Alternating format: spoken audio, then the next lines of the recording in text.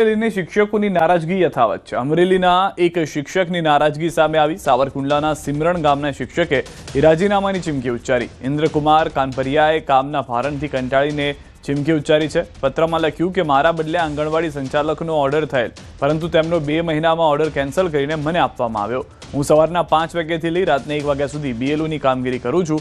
હવે મારાથી આ બીએલઓની કામગીરી થઈ શકે તેમ નથી। સ્કૂલમાં બાળકોને ભણાવી શકાતો નથી અને ઘરે વૃદ્ધ માતા પિતા બાળકોનું ધ્યાન રાખી શકતો નથી। એસઆઈઆરની કામગીરીના કારણે હાલ સ્કૂલના વર્ગખંડો શિક્ષક વિહોણા।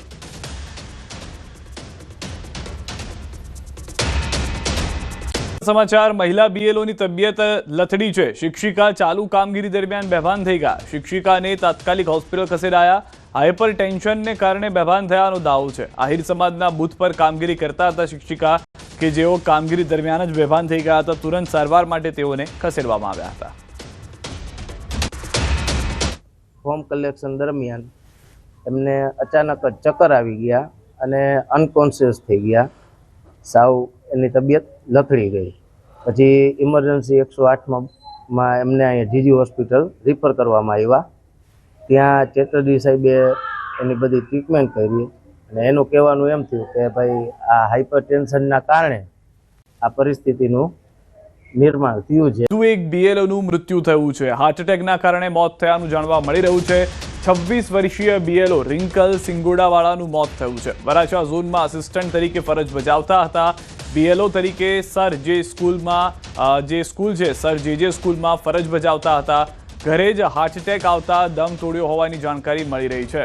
સર જે સ્કૂલની અંદરની ફરજ બજાવતા દરમિયાન નહીં પરંતુ ઘરે તેઓને હાર્ટ એટેક આવ્યો। વધુ માહિતી ન્યૂઝ 18 સંવાદદાતા કીર્તેશ પાસેથી મેળવીશું। જી કીર્તેશ, વધુ શું જાણકારી છે સમગ્ર ઘટનાને લઈને? બિલકુલ સિદ્ધાર્થ, બીએલઓ ને એક પછી એક મોતની ઘટના સામે આવી રહી છે। જ્યારે સુરત જિલ્લાના ઓલપાડ ખાતે આવેલા માસમા ગામ ખાતે રહેતા અને સુરત મહાનગરપાલિકાના વરાછા ઝોનમાં ફરજ બજાવતા રિંકલબેન હાલમાં બીએલઓ તરીકે સૈયદપુરાની સર જે સ્કૂલમાં કામગીરી સોંપવામાં આવી હતી।